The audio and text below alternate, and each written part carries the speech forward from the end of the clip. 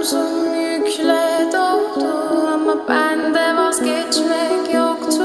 Bitmedi, bitmedi, bitirmedim.